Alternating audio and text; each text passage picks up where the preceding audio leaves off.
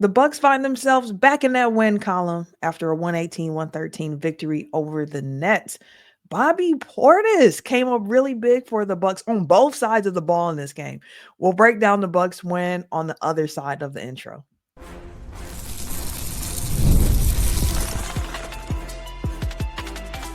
You are Locked On Bucks, your daily Milwaukee Bucks podcast, part of the Locked On Podcast Network, your team every day. What it do? Welcome to Locked On Bucks, part of the Locked On Podcast Network, your team every day. I'm Camille Davis. Joining me is Frank Madden, and we appreciate you for tuning in and making Locked On Bucks your first listen every single day. We are free and available wherever you get your podcast, as well as on YouTube. Plus, you can also find us in newsletter form. Head over to lockedondaily.com to sign up for the Locked On Bucks daily newsletter, a one-stop shop for ultimate team and league coverage delivered right to your inbox. Today's episode is also brought to you by FanDuel. You can start this season with a big return on FanDuel. New customers can place a $5 bet and you'll get started with $150 in bonus bets if your first $5 bet wins. Visit FanDuel.com to get started. Frank, the Milwaukee Bucks, they got back into that win column with a 5-point victory over the Nets.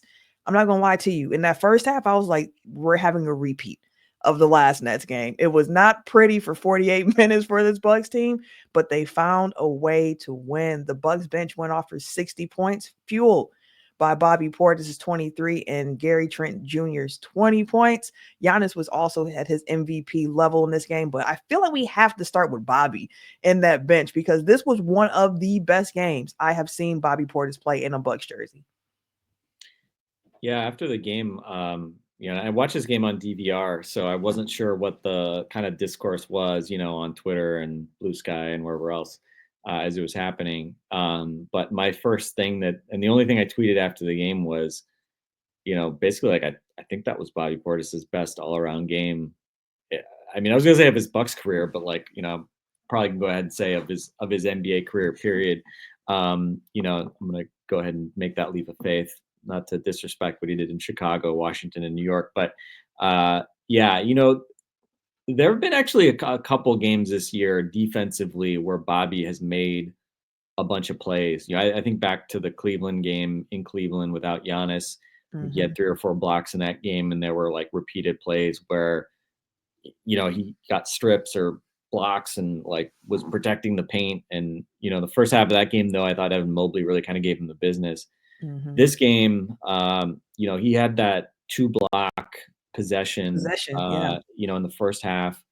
And then, I don't think he ever really was getting exploited defensively. They were doing a lot of switching, and I thought he did totally adequately fine, which is really all you can ask for him. And then, we'll get to his offense in a second, but the play he had in the fourth quarter, getting switched on to Dennis Schroeder, who, Have been cooking all night. I mean, twice in 2 games. I look back at his stats from last year. He didn't torch the Bucks last year incredibly, but it has felt like, his big game, like he has had so many big games against the Bucks. Doesn't matter what team he's on, doesn't matter who the Bucks coach is. He's just constantly been a thorn in the Bucks side over the years. And, he looks like a top 5 point guard of all time whenever the Bucks play him lately. So him scoring 34 tonight and, making big plays. But the 2 plays defensively late, I think on Schroeder were particularly just huge, right? 2 highlight plays for me were, let's finish the Bobby piece. He gets switched onto him and Schroeder has to make a play late in the clock and Bobby just swats him as the shot clock's about to expire. Dame comes up with it. They go the other way. I think they were up 1 and then Giannis dunks it to put them up 3. To me, that was the play of the game. And, we haven't even talked about Bobby's offense yet, Right. which 9 out of 10 from the field, 5 for 5 from 3. And, I think the last 3 he hit from the left wing, Bobby's normally a guy who's got to be right on the line, right? Bobby's not taking 30 footers. Looked like he was an extra couple steps back on that one because he was just feeling it from 3. And he hit that 3 and, it was just a monster game from him. And that was really important because Friday night in Boston, yes, he had a ton of rebounds, which was good, a ton of offensive rebounds, which the Bucks haven't done it all this year. But couldn't hit a shot basically, other than a couple putbacks, it seemed. And defensively, it felt like, there were too many plays where the Celtics got him one-on-one and, it was just kind of game over. So tough look on Friday night. It just felt like they were trying to survive whenever he was on the floor. How do they get him off the floor to get Giannis or Brook back in? And of course, that's been a story of the season with Bobby. Right. Just probably you look at the kind of core rotation guys. He's been, I think, the guy who's been the most disappointing, just because the offense has not been there consistently, and the defense obviously has never been there consistently. But to get what they got from him on both ends today, the clutchness of the plays. Yeah. This is not a guy. I mean, I don't know how many games Bobby's closed this year, right? It has not been very common because they've been so dependent on Brooks' defense in particular. So, yeah, just a hat tip game to Bobby. I mean, it's like an ongoing question, right, about what role he has on this team, big picture, him being a potential trade piece, et cetera, et cetera. But certainly on this day, he was great, and he had as much to do with the Bucks winning this game as anybody, which, Giannis, another massively clutch block, that other clutch block on Schroeder. We'll talk about that, I'm sure, in a second, and kind of what Giannis did, and Khris Middleton making plays, and Gary Trent hitting shots. But I think it was right that we started with Bobby in this game, because obviously he's been a guy that we haven't had a lot of opportunities to talk about in these terms. And yeah, this was kind of a perfect game that he pitched, on both ends. And I mean, again, that's not an insult to say this was maybe his best game as a professional basketball player, because we've seen him score points. We have not seen him defend at this level and score points, In the same game. So shout out to Bobby Portis. This was huge. It was a two-way game from Bobby. And like you said, I felt like it was right to start with Bobby, because when Bobby doesn't do right, we're very quick to be like, hey, this is what we saw from Bobby. We need this for him. We need to see the defensive effort a bit better. And he's always been like that spark off the bench. We've known Bobby to get buckets. Like, that was a nickname, Bobby Bucket. So we've known that he can go ahead and get hot offensively. But to see him get hot as the way that he did in this game, earlier on, he wasn't really forcing the post touches. He was taking what the defense gave him, had a couple of face-up jumpers, just getting it how it came to him. Then in that second half, the fourth quarter in particular, where he's being left open from three, and he is not hesitating. He is knocking them down. Not that open. Well, you know what? Yeah, he was had a sliver. Yeah. By the time he hit, because he hit 4-4 from three in the fourth quarter. So, by the time that second one went down, it was like Bobby was like, there's no hesitation. Yeah. It's no hesitation. And we've seen games where he would pass up wide open looks, that hesitation that he would have sometimes. So to see him just be kind of unconscious from three and just getting those up for the Bucks was really good, because it's a game where the Nets just had more opportunities, more shots than the Bucks throughout it. They shot more threes than the Bucks. They shot more field goals than the Bucks. The Nets had 81 total field goal attempts. The Bucks had 68. Tends to be hard to win games when, the other team outscores you that many, and only 68 shot attempts in 2024. Like, that feels quite low. So Bobby played a vital role. So did Gary Trent Jr. off the bench for the team as well. We got to talk a little bit more about Gary as well as Giannis, because Giannis had a stretch there in the third quarter where I said he's going to will this team to win. Like, I can feel it from what he's doing. So let's talk a bit more about Giannis, about Gary Trent Jr., and of course, Khris Middleton as well after this.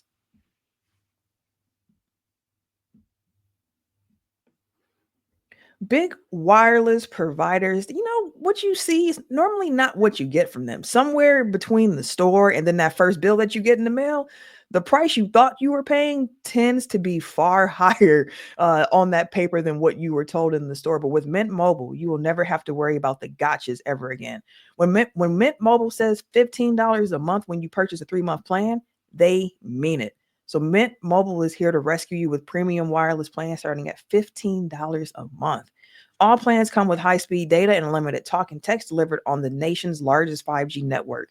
Use your own phone with any Mint Mobile plan and bring your phone number along with all of your existing contacts. So ditch the overpriced wireless with Mint Mobile's deal and get 3 months of premium wireless service for $15 a month. To get this new customer offer and your new 3-month premium wireless plan for just $15 a month, go to mintmobile.com/lockedonnba. That's mintmobile.com/lockedonnba. Cut your wireless bill to $15 a month at mintmobile.com/lockedonnba. $45 upfront payment is required, which is equivalent to $15 per month. New customers on the first 3-month plan only. Speed slower above 40 gigabytes on a limited plan. Additional taxes, fees, and restrictions apply. See Mint Mobile for details. Some other guys who showed out in this game. We mentioned Giannis. I mentioned Gary Trent Jr. very quickly, but let me get to Gary Trent Jr. Then we can roll into Giannis here because Gary Trent Jr., part of that bench mob. Again, the Milwaukee Bucks bench this game, 60 points is season high. Bobby Portis had 23 of them. Gary Trent Jr. had 20 of them. 12 of those points were scored in the second half. And I mentioned that stretch towards the end of the third quarter for the Bucks that just really stood out to me for how Giannis was playing earlier on, and then just how the team kind of hung on and found a way to tie the game to head into the fourth. First with Giannis, because that started earlier on in the third quarter. The quarter opened up. The Bucks had another delay of game where the Nets, I still have no idea. They got a delay of game at the end of the second quarter, even though the Nets had like basically a buzzer beater. Like I didn't get it. So bizarre. I didn't get it. So they get the free throw there. And then they continued playing. You had the Brook block that led to the Giannis dunk, and then it was all tied up. The Nets went on a little run. Then out that timeout, the Bucks had a run, and Giannis was playing with such great pace, like just running up and down the court. And you could tell at that moment, like Giannis is locked in. I think he had like 15 in the third quarter himself, so he was ready to go. And Gary Trent Jr. to close that third quarter, took that three, got fouled, hit the 3 points there on the free throw line to tie the game up at 86 all to head into the fourth quarter. He just had a major role in a game where we didn't get a lot of Dame offensively, so you had to have some other guys pop up. Giannis, of course, was looking like his MVP self. We mentioned Bobby, Gary Trent Jr., but it was just really impressive seeing how they were able to come together in the third into the fourth at areas to really sew this game up and come out with a dub, especially after how they looked down the stretch against the Celtics. Yeah, I mean, I guess you could say it's a little bit cheating right now looking at the Bucks bench scoring because you've got Khris Middleton coming off the bench and you've got Gary Trent, who coming into the year, everybody penciled in as a starter. So you've got two, what we assumed were starters, especially starting caliber scorers coming off the bench. And then obviously Bobby Portis, who's a top 3 6 man of the year guy from last year. And obviously Bobby was a 6 man of the year candidate because of his scoring. Right. So, but I think, we spent so much time last year kind of complaining about the bench not scoring enough. And, this was where Pat Connaughton got the target on his back and, all these other guys. And, I mean, it's definitely, look at a game like this, Dame, and it's fair to say, look at this game and be like, man, you had all these guys kind of showing out. Bobby's perfect game, Gary Trent scoring 20, Giannis doing Giannis stuff, and you still barely beat the Nets. Fair, right? It's a fair critique. But you kind of look at the numbers. I think the Bucks turnovers, again, was a bit of a problem. Turnovers, and then also Bucks got a ton of free throws. That's part of why they had that shot differential, right? They were plus 16, I think, in terms of free throw attempts. So some of the differential in shot attempts is because of that. But 7 more turnovers. Dame had 7 turnovers himself. The pressure that they put on him, I think, bothered him, even though he did have another nice playmaking game when he wasn't turning it over, had 10 or 11 assists. But just really never got into a rhythm as a scorer in this game.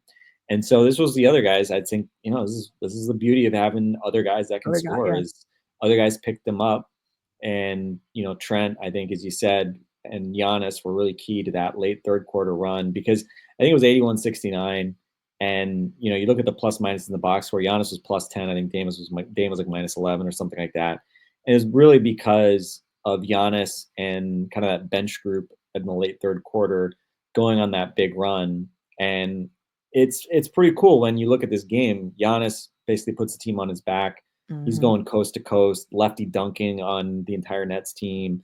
Had that other play where, he had that other play where he was getting pressured in the backcourt and basically decided he had to go stampeding up the right sideline just to get the ball over that mid-court and not get an 8-second violation. And then he ends up just galloping all the way to the rim, finishing at absolute like top speed. And it's just like, man, like, people again, the skill it takes to do that, to be that size, handle the ball that way. Nobody's done it ever in the history of sport like that. And then to be able to control yourself and finish, with the soft touch around the basket, right? Like it's weird, right? I wish Giannis had better touch from 10 feet on little hook shots, although he hit a couple of those today too. Mhm. But his touch finishing with both hands, at the rim, it's so easy to take it for granted. But that was, I think, just another example of him just being so skilled with that combination of ball handling and Mhm. finishing. And yeah, they needed all of that, and they were able to get some defensive stops. And like you said, all of a sudden you go from being down, a dozen to Yeah. tie game because of that last Gary Trent, shooting foul and free throws going into the fourth quarter. But man, Camille, would you have said that? Would you have liked the Bucks odds if you were told, all right, Giannis is only going to get one more basket and 3 points in the fourth quarter? Because I knew he was going to sit out. Obviously, he's going to get a rest, right? So he's not going to play another 12 minutes like he did in the third quarter. But Mhm. I was expecting them to really need Giannis to keep doing Giannis stuff and for Yeah. them to win and come back, right? To go down 5, 6 points multiple occasions in that fourth quarter and then still battle back and win the game without Giannis needing to really score. Like Mhm. that was definitely something I was not expecting. Me either. At all. At all. But again, other guys stepped up for this team, and then Giannis made his impact felt defensively a lot in that fourth quarter, where it's like, I don't have to score right now. I can make an impact here because you talked about the body control that he had just going down the court in that play where he just had to take it all the way himself down the right side of the baseline. The block that he had on the floater from Dennis Schroeder, where I don't know how many other players can even get to that. Probably Wemby, but like it's not that many guys who can get there. And that was at a crucial part in the game for the Bucks, where during that fourth quarter stretch where it was back and forth and back and forth. And as soon as Giannis got that block, I was just like, I don't know how many other guys could have gotten that for this team, and they needed it at that point. Because again, Schroeder was hot. He was having himself a game in this one. It didn't seem to matter what the Bucks were doing until they finally got into that zone a little bit in the second half. Andre Jackson Jr. gets a hand clap for me as well for his defensive effort against Dennis. But again, this was hot. Like it didn't seem to matter too much, but the Bucks did what they could to just make it difficult on him, and it showed. But nah, Giannis gets all of the applause again. MVP level play from Giannis in Brooklyn tonight. Yeah, I mean the Giannis block was a little reminiscent of the block on Şengün, Mhm. late to preserve or to enable the win over the Rockets. And yeah, I mean Schroeder's just one of those guys. He has such a good ability to measure when a shot blocker's coming at him. So Mhm. I mean, it was basically like he was going for like a hierarching kind of floater slash layup. He was that close to the basket. So for Giannis to be able to time it and get up, he's basically at the top of the square and be able to get a piece of that, put it off the backboard, get the rebound, and then go the other way. That was huge. And I think it was the next possession was Bobby's block. I think because Mhm. they were up 109, 108, which I think they were up 109, 108 on Bobby's last three, and then Giannis gets that block. They get an empty possession, and then they get the Bobby block on Schroeder the next possession down, which leads to the Giannis dunk. So, yeah, look, you would have loved to just kind of take care of business, blow this team out. You didn't have Cam Thomas for the Nets in particular, but Cam Johnson didn't miss much at all in this game.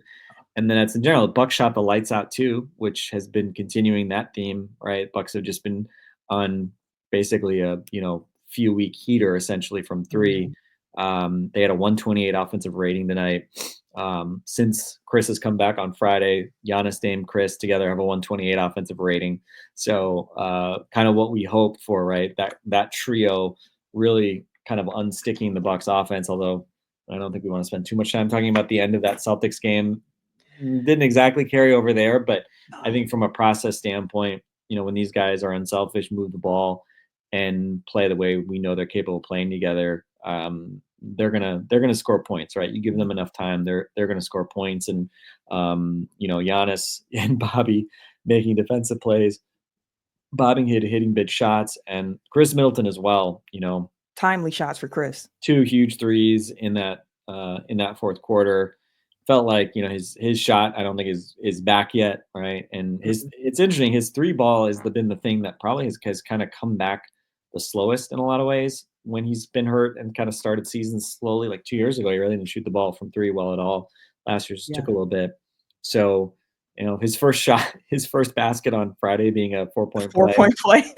was nice. Although, he kind of, he hit a pull-up jumper and then he kind of went cold the rest of the way. Mhm. Understandably, probably his legs were not great on Friday, but to see him in this game hit a couple of huge threes that they needed, and that second one off ball movement, I think it was with like 2:50 left or something on that order. Dame could have taken a three from the top of the key, but he swung it around.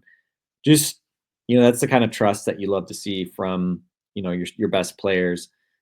Dame had a good look. He knew Khris had a great look, Mhm. and very similar shot to one he hit basically at the same time, down 5 against the Nets in Brooklyn in Game 7 in Mhm. 2021. So a fun little parallel from that same spot, same part of the floor. And I think they were down 5 in that game. In Game 7, they were down, I think, 4 when you hit that one tonight. So yeah, you never know. Obviously, with Khris, I mean, we haven't seen him play basketball in 6 months. He looked great the last time we saw him against the Pacers, but you obviously never know. And for him again tonight, 11 points on 8 shots, 6 assists, no turnovers. Again, Khris Middleton plays at Khris Middleton's pace, and Yep. that's what kind of makes him so good. It just teams can't speed him up, and hopefully, knock on wood, you just can keep these 3 guys healthy the rest of the way. Sure, we're going to see some games miss here and there, but you just hope they can get that rhythm and stay healthy and, knock on wood, be ready to go come playoff time. And again, you've got a long way to go this season. Still think Mhm. I'm more in kind of just win game mindset right now. One at a time. Just one at a time. Just again, get back in the winning flow, win some games. You got this NBA Cup game coming up on Tuesday against a Magic team that's going to be missing both of their stars. But yeah, let's just kind of keep winning some games and hopefully get Khris into kind of normal Khris Middleton mode, which tonight you saw a lot more of that, I thought. I think so as well. Even though some of the shots weren't falling for him, you saw the impact that he has on the game, especially with him setting up his teammates and getting other players in a position to succeed, which I want to talk about a bit more after the break, as well as just how Khris coming back affects the rotation. And something that Doc said really interesting to me in his presser about the Bucks rotation now that Khris is back. So more about that after the break. Make sure you get in on the action with FanDuel, America's #1 sports book, because right now, new customers can bet $5 and get $150 in bonus bets if you win. The FanDuel Sportbook app gives you everything that you need to place live bets on the NFL all in one place. I hope you all were in FanDuel today playing some money on Josh Allen with the way that he went. Woo! Boy, I had to play against him in my fantasy league, and listen, just know I didn't win. But whenever you get a hunch in the middle of a game, you can check out the latest stats, view live play-by-play, and so much more, all on the same page where you place your bets. So visit FanDuel.com and join today. You'll get started with $150 in bonus bets if you can win that first $5 bet. So check out FanDuel.com. Never waste a hunch and make every moment more with FanDuel, an official sportsbook partner of the NFL.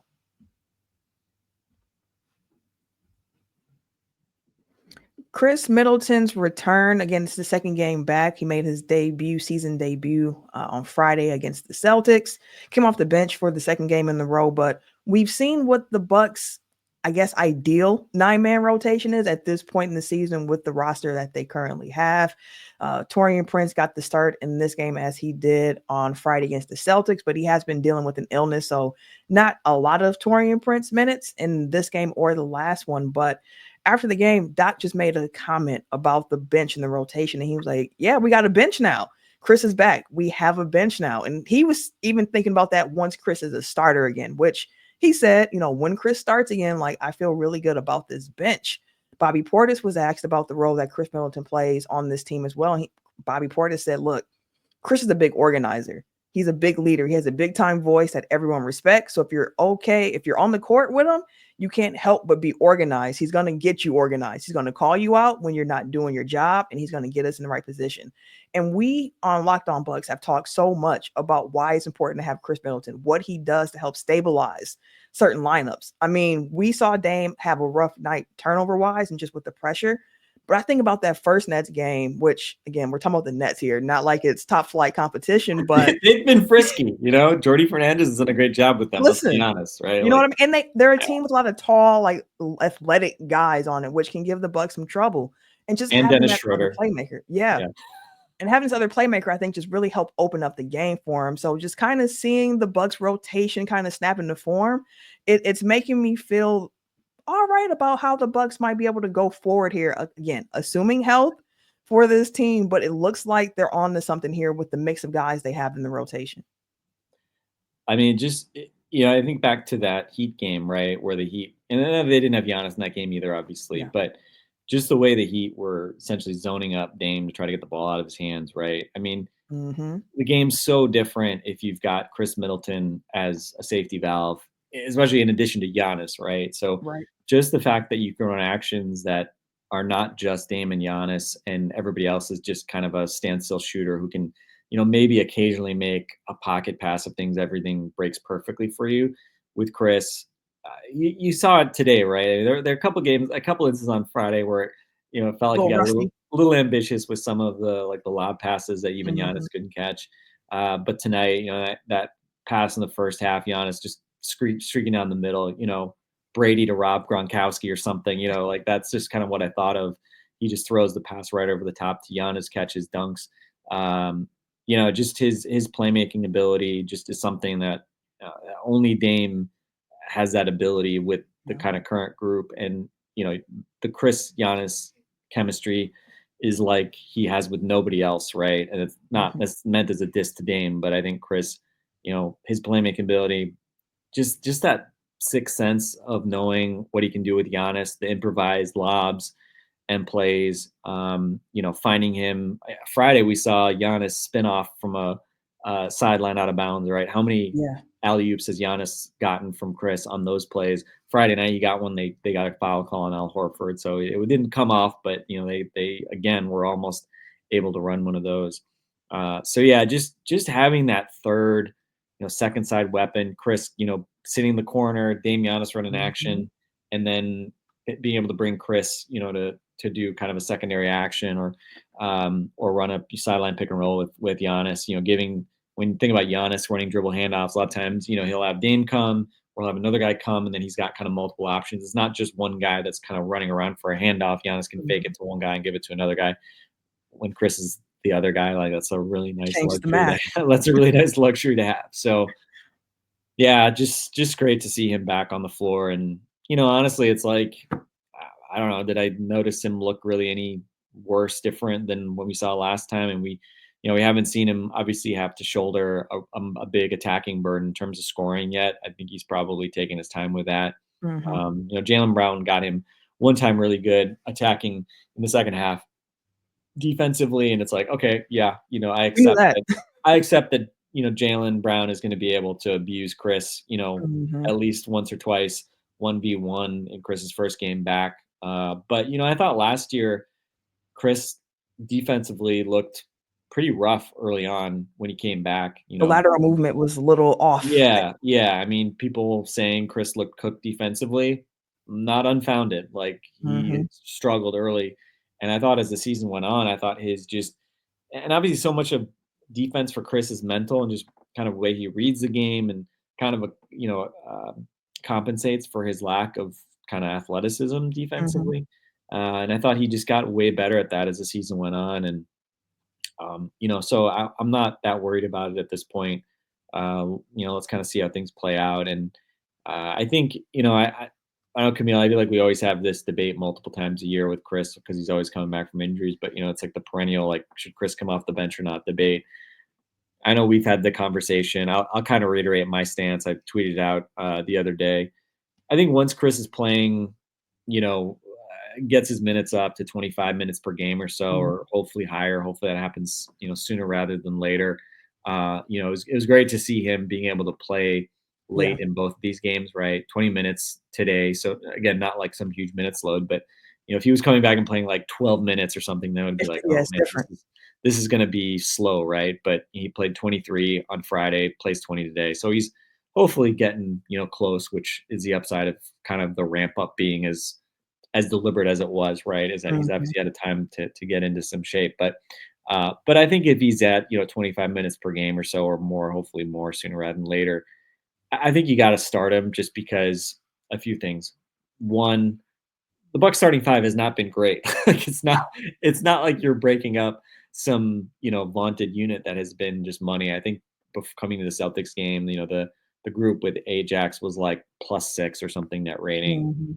fine, right? But this was not, like the some 70 win team when you looked at the starting five, or it's just some juggernaut in terms of the starting five. They'd been better, but not great. So first off, you needed some juice there.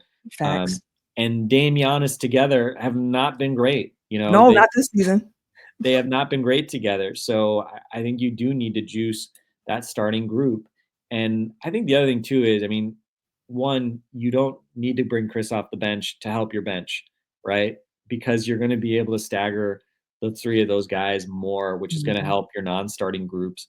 And so kind of fixating on this idea that the only way the bench is going to be helped is if you don't start Chris, I think just kind of misses kind of how these sort of things trickle down, and the fact that you can still stagger guys without having Yeah. Chris come off the bench.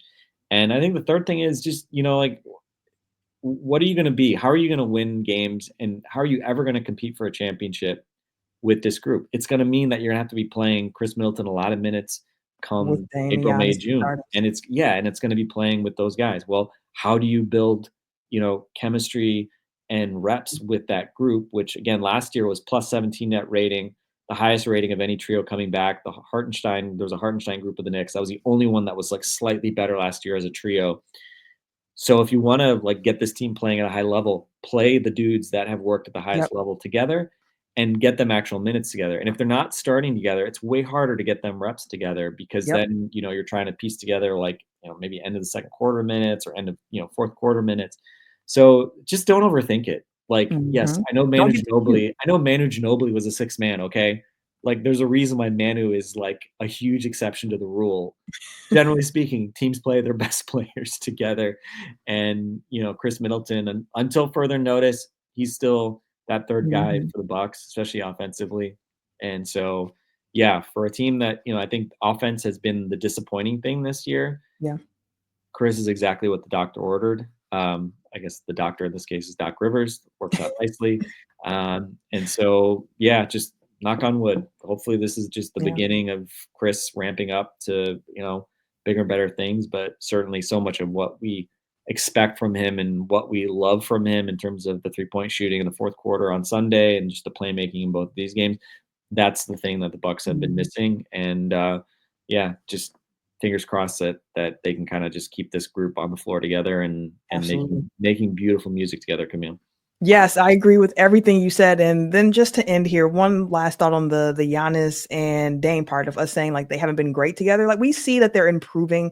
The chemistry between the two players are improving. When we say that, we're referring to just like the Lineups. actual net rating, like Yeah. what the numbers are saying about when they're on the court together. So I don't want to hear anybody coming like, oh, y'all said they were bad. No, we see that they're improving. We're just saying the numbers haven't, supported as much improvement as we might have thought. And I do think that Khris Middleton being back in the mix will help with those on-court numbers when they're on together. So feels like a great place to end it. You Go want to ahead. we should probably just make sure, because I know Doc called it out, but Andre Jackson, I thought Oh, today, the defense. like nobody shut Schroeder down exactly, but They made him I work thought though. he was yeah. I thought Andre was important. He had two more threes. He's doing that, and I thought it was encouraging. I mean, he played 21 minutes tonight. He came back late when you know, they needed, I think, that defensive intensity. It ended up being Giannis and Bobby that made those huge plays on Schroeder himself. But yeah, I think unlocking Andre's defense in a way that like he's not, gumming up the offense. And that's where I think honestly Chris really helps too, right? I think being Yeah. able to run Andre out there with another guy than Chris who can make plays and be an offensive focal point, and I think that's going to help Andre as well. And I think Andre helps Chris because of what he does defensively. So shout out to Andre. That block was incredible. That chase down block Yes. that he had. Unfortunately, that weird. It bounced in It weirdly. probably was. it was probably the right call, but it was a weird review where they said, he actually had a clean block, but then they still gave the Nets 2 points because Cam Johnson followed up with the layup as soon as before the whistle could even kind of come late. So whatever, Bucks win. We're fine. We're happy. And that's what matters. And Yeah. that's what matters here, Now especially go after beat the losing Magic on 2 games. Tuesday. Yeah. Yeah, now we get the Magic on Tuesday. We are planning to have a crossover episode for the Tuesday episode Locked On Bucks with Locked On Magic, Locked On Bucks to preview that NBA Cup game. So that should be fun. Make sure y'all keep it locked in to Locked On Bucks throughout the week. It's going to be a lot of fun content for you. For Frank and myself, we'll catch you later.